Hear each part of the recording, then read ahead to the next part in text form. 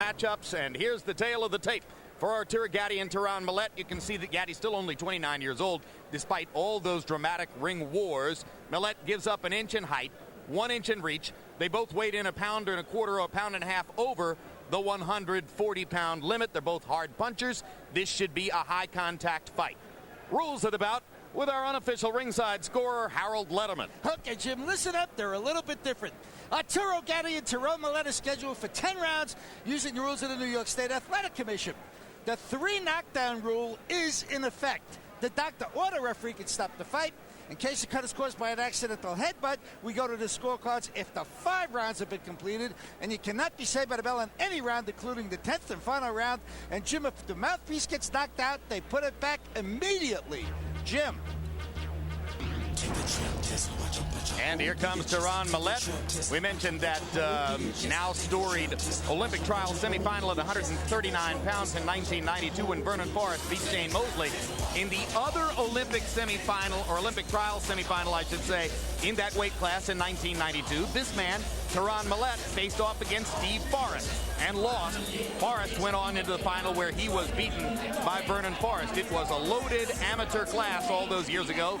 Millett still trying to earn some bucks and gain some satisfaction from the sport he's been in ever since he was a little kid in St. Louis. He comes from a really interesting family, Jim. His mother is an alderman in her community and runs the family furniture store. His father trains him and runs the family candy store. His wife is an R&B singer. They call him Tramp, and not because he's fought in 13 states, but because he's got an older brother who they call Hobo, and a younger brother called Bum. Tramp, Hobo, and Bum. And incidentally, none of them are. It's all in good fun. Millett once won a title at 140 pounds, beating knockout artist Vince Phillips. Then, he says, while he was waiting to have his right hand repaired by surgery, he was stripped by the governing body of his title. Now here comes Arturo Gatti in his last fight when he was beaten by Oscar De La Hoya, and he was fighting at 147 pounds. After that fight, Gatti took the advice of those around him and said, no more fights at welterweight. I am at most a 140-pound fighter, so he's back to this more comfortable weight class. They call him Thunder, but at the higher weight, that thunder was muffled. He looks in really fine condition at 140, 10 pounds over the weights when he fought Patterson and looked so good as a boxer puncher against Tracy Patterson all those years ago. The high living is behind him, he says. He's getting married in September, and there has been some major league high living for Gatti up to this point. Maybe now he can focus more clearly on his boxing career. Let's go to ring announcer Michael Buffer for the official introductions. Ladies and gentlemen, Cedric Kushner Productions presents an evening of professional boxing for your entertainment here at the theater in Madison Square Garden, New York City. Brought to you in association with the King of Beers, Budweiser, and sanctioned by the New York State Athletic Commission, Chairman, New York City Police Commissioner Raymond Kelly. This first bout is a presentation of Main Events and Mike Acree Promotions. The 3 judges at ringside scoring this bout on the 10-point must system will be Don Ackerman, Luis Rivera, and Steve Weisfeld. And when the bell rings, your referee in charge of the action, Jimmy Santa. And now, ladies and gentlemen, 10 rounds of boxing. This is in the junior welterweight division. Introducing first, fighting out of the blue corner, wearing black trimmed with white and weighing in at 141 1/4 pounds. His professional record, 26 victories, including 19 knockouts, with only 2 losses and 1 draw. From St. Louis, Missouri, here is the former junior welterweight champion of the world, Terron Tramp Millett.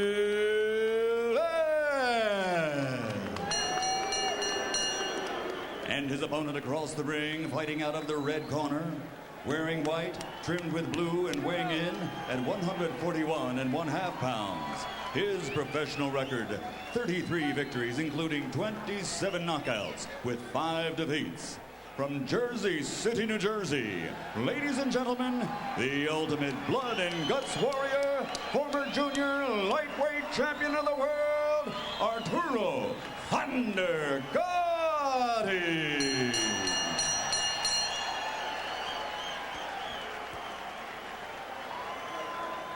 Good evening, gentlemen. We went over all the rules in the locker room. Let's touch gloves and have a good fight. Go ahead.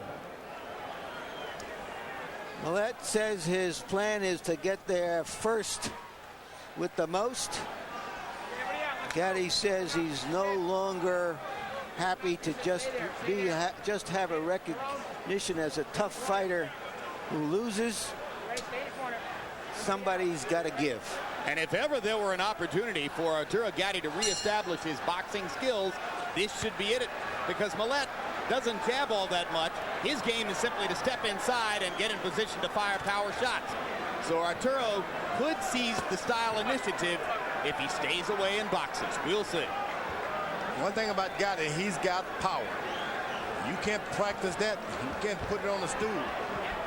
You either have it or you don't.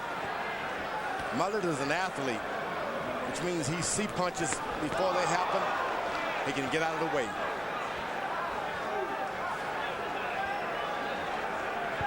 Hard right hand shot by Gatti lands flush. You saw Millett with a power shot earlier. Millett is a good fighter, but he doesn't have the great delivery of a straight right hand and left hook and all of that. Everything he does is athletically. He just gets it done. That's a good point, George. Doesn't jab his way inside.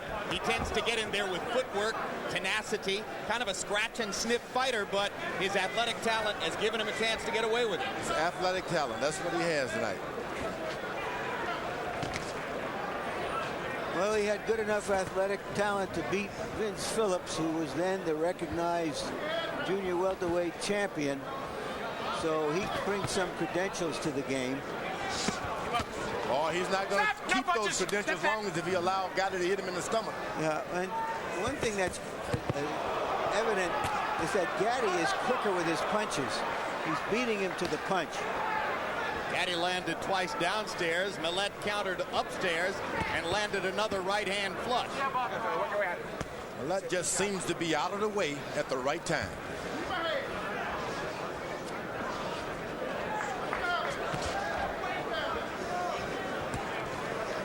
Gatti is moving around. He's not being so aggressive. Well, he's going to have to move more, George.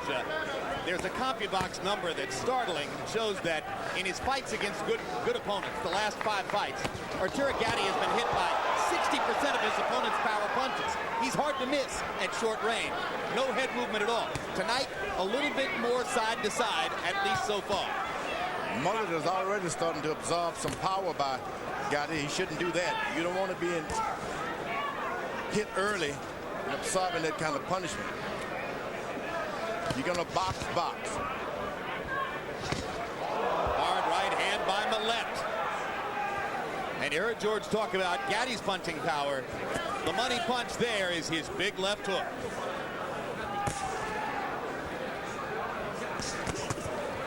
Millett has got to understand if he's going to win this, there's not going to be trading power shots. Gatti. Round 1 comes to a close, a round in which Arturo Gatti made good on his promise to try to box more than has been the case in the past.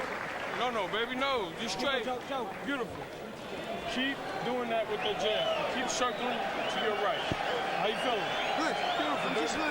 Okay, that's okay. You're doing beautiful. See how the right hand's working? Keep circling to your right. Okay? So what the hell are you doing? Then relax yourself and do what the hell you're supposed to do.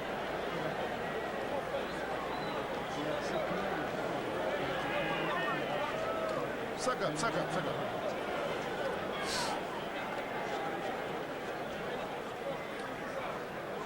Gatti too quick with the right hand for Millett. Gatti, of course, is a notorious bleeder, but he says he's decided that the best way to avoid bleeding is to not be hit as much. Sounds like the right plan, George.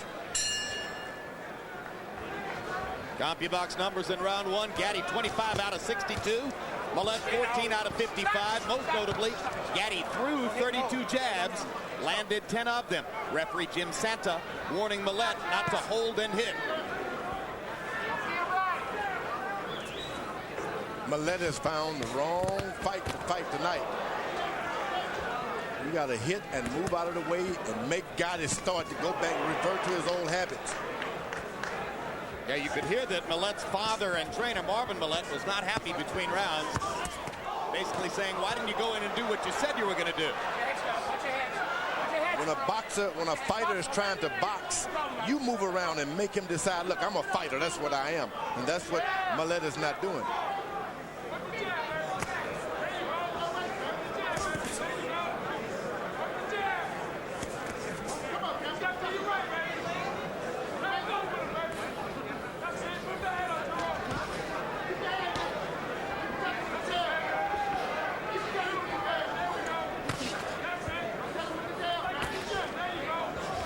You heard Arturo Gatti's new trainer, Buddy McGirt, urging him to keep jabbing and keep moving to his right. Circling to his right, apparently to stay away from Millett's right hand. McGirt has apparently made the deduction that Millett's more dangerous from the right side than the left. There's those athletic moves I was telling you about. There's a good short right hand by Millett. Yep. Always a little bit out of the way, like an athlete. Looks as though the left eye of Gatti is beginning to puff. Gatti's in charge now. He's got the power punches in the body. 2 rounds of body shots. Left jab. He's in control. And a left hook to the body sets up a big left hook upstairs there by Arturo Gatti. And the right uppercut lands flush. Terron Millett taking a lot of power shots here in the middle stages of round 2. Another left hook to the body lands deep. And again the uppercut follows, and Millett is in trouble as he backs up to the ropes. I think he didn't understand the power that Gatti had. Someone didn't tell him. Now Millett lands a big left hook that backs Gatti up. Well, Millett is showing the same kind of ability to bounce back that we've expected from Gatti. He took some serious punishment in the middle of the round and came back and landed an excellent combination on Gatti. But this is the kind of fight that Gatti needs. I mean, he wants you to mix it up with him, letting him rest, come back, let him get his power back. 5 seconds, fellas. 3 seconds. Millett is not fighting a smart fight at all. 2 seconds.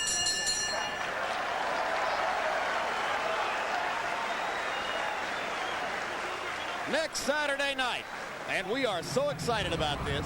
2 of the best in the business put their respective undisputed titles on the line. Special doubleheader next Saturday night featuring Roy Jones and Bernard Hopkins in separate fights from 2 locations.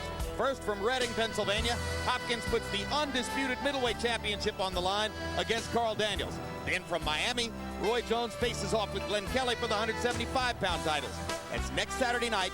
Jones and Hopkins in 2 big title bouts from 2 different locations. HBO, the heart and soul of boxing. And the net result of that, Larry Merchant, is that in 8 days here on HBO, you get to see the 3 fighters generally regarded by pound-for-pound ranking as the top 3 fighters in the sport: Mosley, Hopkins, and Jones. I couldn't have said it better, Jim. Incidentally, what's your ranking these days? I've got Mosley, Hopkins, and Jones. In that order? In that order. Hopkins based on his winning streak and his great victory over Felix Trinidad.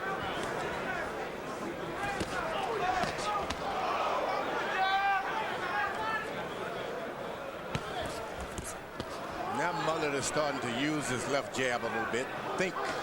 Whenever you see a boxer using his left jab, that means he's thinking. Just throwing rights and left means he's fighting. Incidentally, the Ring Magazine, Bible of the Sport, concurs with Larry Merchant on the pound-for-pound rankings. 1 Mosley, 2 Hopkins, 3 Jones at this moment. Oh, that uppercut by Gatti just missed.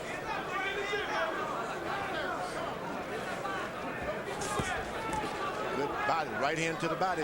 Those are the kind of shots that take away your power if the fight goes beyond 7 or 8 rounds. And that's one big difference. Putting those kind of shots in. One big difference in the two fighters, George. Gatti remembers to go to the body frequently.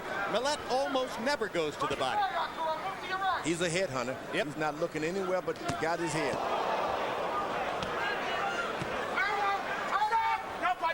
Mixed in a right hand to the body there, but by and large, Millett is trying to land thunder on Thunder Gatti upstairs. And he lands it with the right hand. The best right hand of the fight.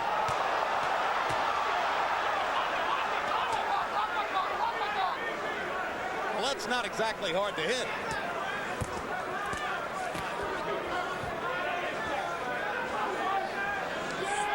Sometimes your corner, your trainers just don't tell you the extent of the power a guy has. And I think that was left out with Millett. They didn't tell him that Gatti can hurt you with one punch.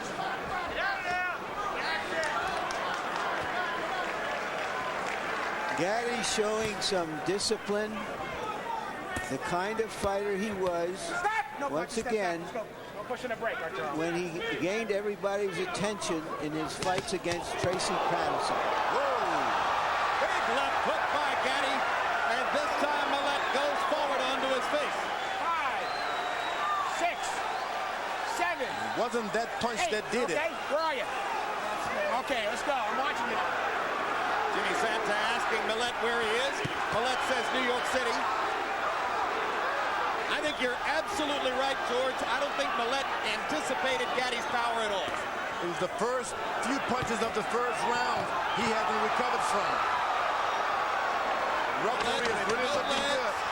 And Gatti gets target practice here as Jim Santa watches closely, and the round comes to a close, saving Millett for the moment.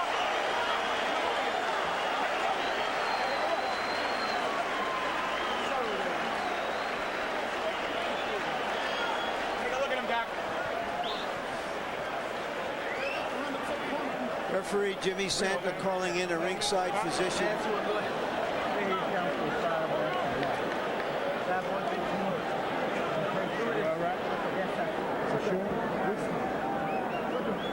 We done, Doc. We done. You got to move, Trent. You trying to power the man. He good. That's what I'm saying. You got that power. Showing patience and poise as a boxer, still carrying thunder. Arturo Gatti with an opponent who comes to him,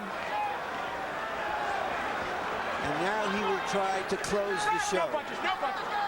In round 3 by CompuBox numbers, Gatti landed 28 out of 46 power shots, 61%. Harold, how do you have it scored through 3? Okay, Jim, 3 rounds to nothing, 30-26 Arturo Gatti. Jim, in the second round, I thought it was close to a 10-8 round when Terron Millett was nearly out, but he came back with a good left hook. In the third round, score a 10-8. But I got to tell you, at the very end of the round, when Terron Millett went into those ropes, Jimmy Santa could have called that a knockdown as well. Only 1 knockdown so far, so round 3, 10-8.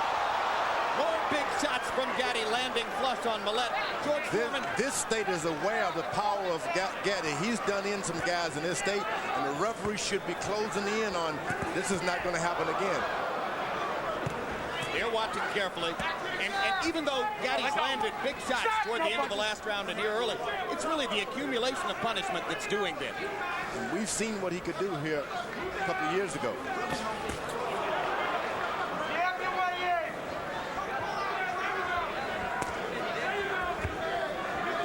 Probably the best Arturo Gatti has looked since the second of his 2 great fights with Ivan Robinson. Both of those fights were won by Robinson, who frankly outboxed the stronger Gatti. Gatti's doing some good body punching here too, so it's not like the fight is going to get out of his hand. Millett's just going to get the worst of this as the minutes go by. Millett is a tough, determined fighter who is taking some wicked punishment. And he doesn't seem to have a plan B. I mean, there doesn't seem to be some wrinkle that Millett can bring to this at the moment that will change what's happening in the ring. You've got to hold on. You got to hold on. Down again. That could be it. 5, 6, 7, 8. Come to me, look at me. Matt, where are you? Well, he still knows he's in Madison Square Garden. Yep, but I don't think the referee knows where he is. Somebody's going to get hurt. Yeah, this is unnecessary at this point, and that will do it.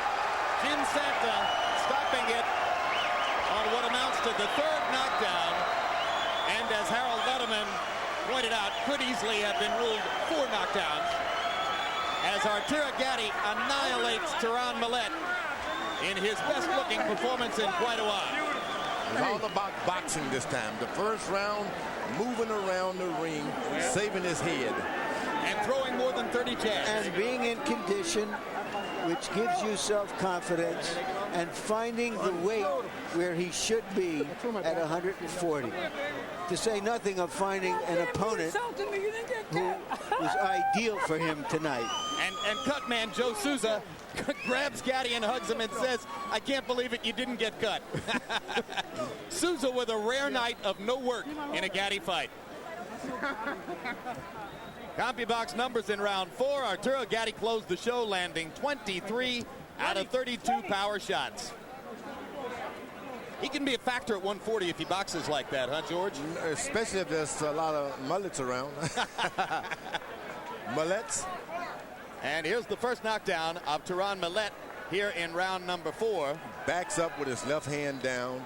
That means hit me with the right hand, please. And Arturo obliged him. Here's another look at that. There it goes. Got to tell your fighters, you back up, keep your hands up. There's left hooks, overhand rights, combinations. Gotti is looking like Ray Leonard. Well, sort of. Throwing combinations and getting out of the way, not being hit. That's all you can ask of a boxer. No, it's a brilliant performance for Arturo. Combinations. And Terron Millett at age 33 has had some wars.